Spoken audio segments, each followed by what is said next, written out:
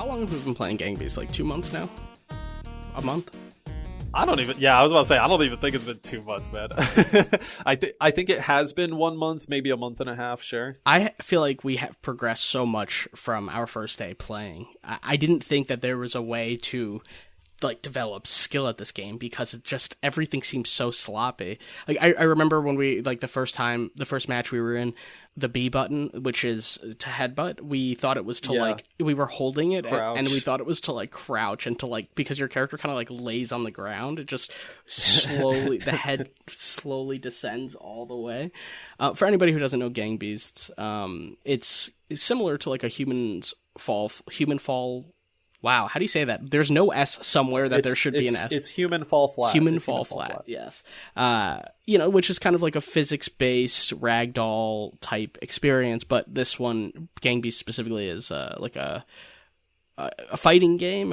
How would you describe it? So if you're unfamiliar with Gang Beasts, it's a fighting game where a bunch of these like goofy-looking Play-Doh men ragdolls like fight each other. They just slap against each other and they fight. It's a lot of ragdoll based physics, which means that your character sort of flops around. You don't have like super full control of them, and there's a lot of like momentum and other things being applied while you're goofing around.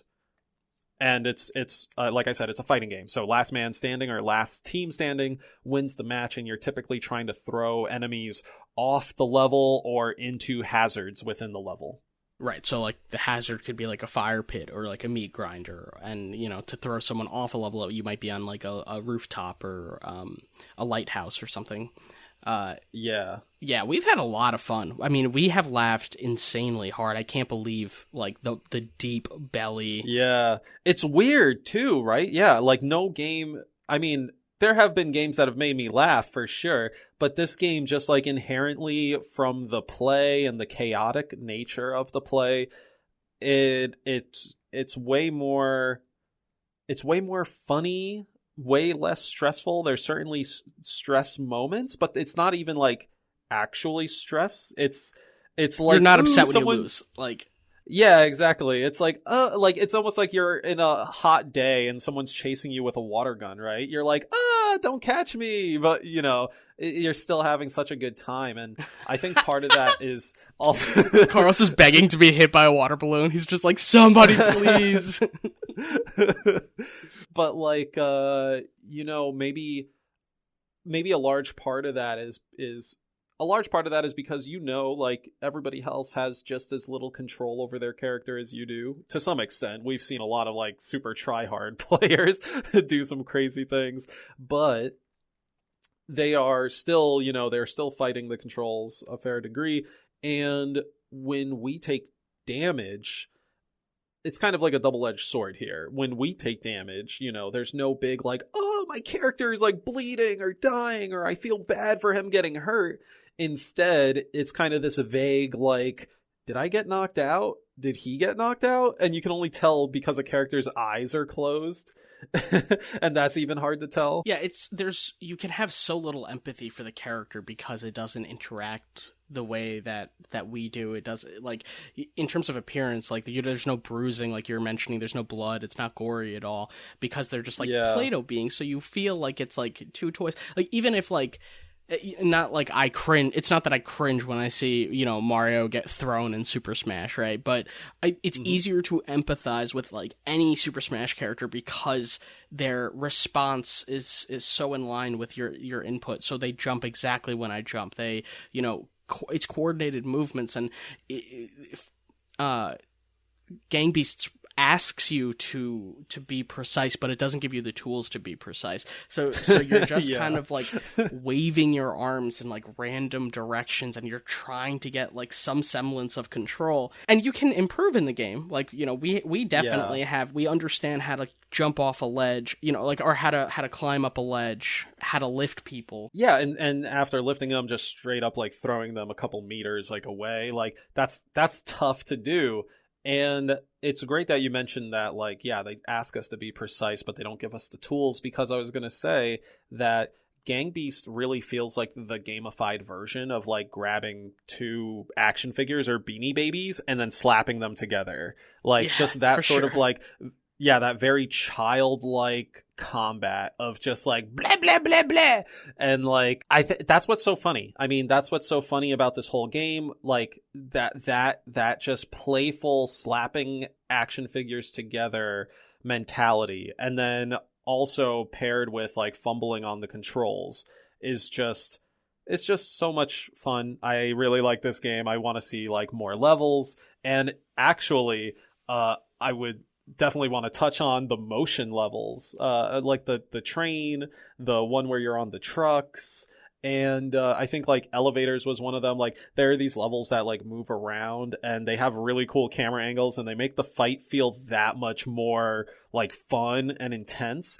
And I'm like surprised, honestly, that I haven't seen many other fighting games doing, I don't know, like some of these levels, or even like levels with these types of outcomes. Like typically in Gang Beasts, the level always like self-destructs. Not always, actually. There's a few levels that tend to self-destruct, right? Like the pier. There's this pier with a Ferris wheel, and eventually over time it breaks down just on its own. The elevators, over time, they'll start to go too fast, and then the cables will snap, and anybody remaining in the elevator cars will just lose. But those smart enough to actually like climb on top of the elevator and then grab the cable holding the elevator could win the match without anyone realizing it. And as like, you know, as a game designer that's very focused on levels and level development, I think that's like a really cool addition to the mix. It's again adding into that chaos of like, I'm fighting my controls, I'm slapping my Beanie Baby against yours, but oh no, the table we're playing on is crumbling. No.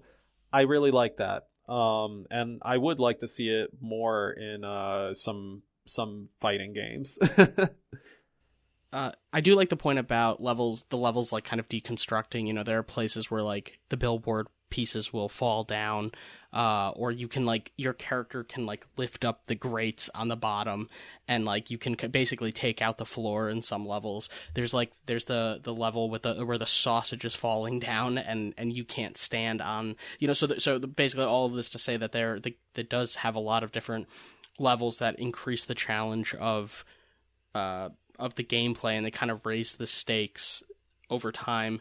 The squid. I can't believe you haven't mentioned the squid yet. Oh, right, the squid, yeah. So, yeah, I mean, okay, the squid is amazing. We're talking about this aquarium level that is basically a big donut, and the donut hole is a tank that is a death pit that also has a massive squid in it. You never actually see the squid, you just see its tentacles. It's many tentacles that reach out, and they sort of like clumsily feel around the level. Like, in a way, it's almost like it hears the gang beasts like fighting each other, and it's like, who's making noise? And it'll like go, and if any of the suction cups touch you or other characters, it like kind of affixes you to that point. And then you could like try to grab the world to sort of like unstuck yourself from the tentacle. And one of the best moments was like, I think you and I were fighting someone, and like we managed to like hold him by the collar and then lift him up at the same time and like put his head directly on a suction cup of the octopus. And he kept like wrangling, like it looked like a cartoon, just 100% like some sort of Nickelodeon cartoon where a guy is like got a plunger stuck to his head and he's just flailing about and he can't grab onto anything as he slowly gets pulled into the abyss.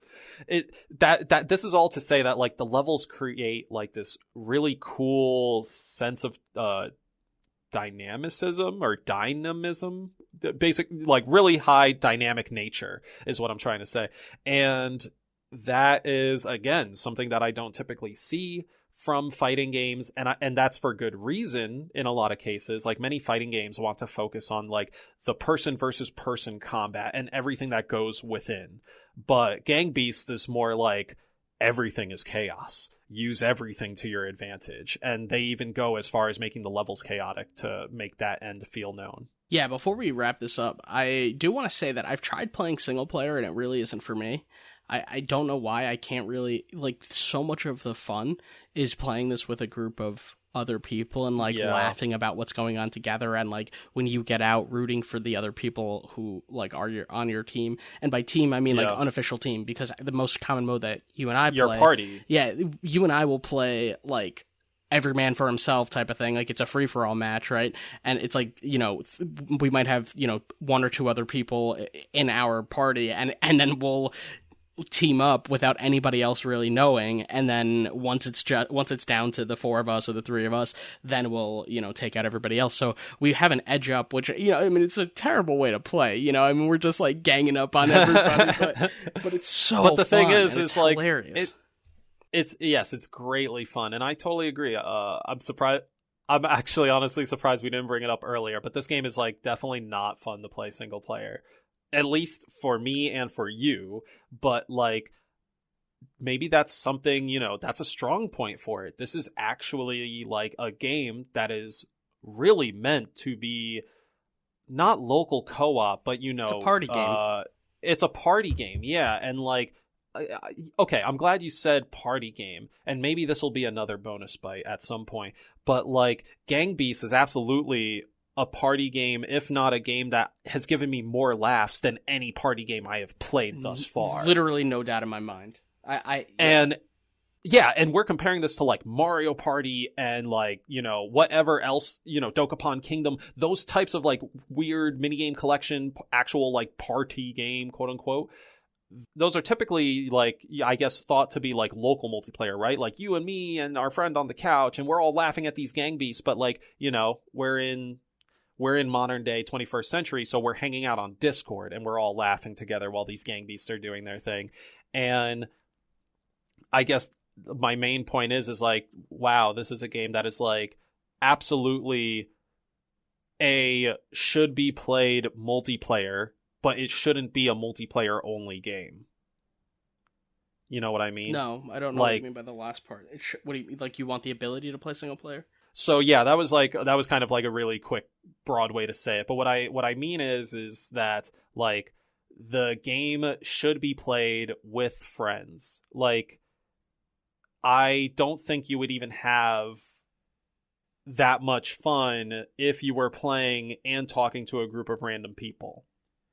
Like, sure, there is going to be the shared chaos and the kind of goofy and fun of that, but it certainly can be a game that you play to like break the ice and stuff. But it's a game that you should play multiplayer, like with players that you know. Like, it's like how games used to say better with Connect. It's like better with people you fucking know, Yeah, I got and you. then like okay with everybody else. Yeah, that makes sense.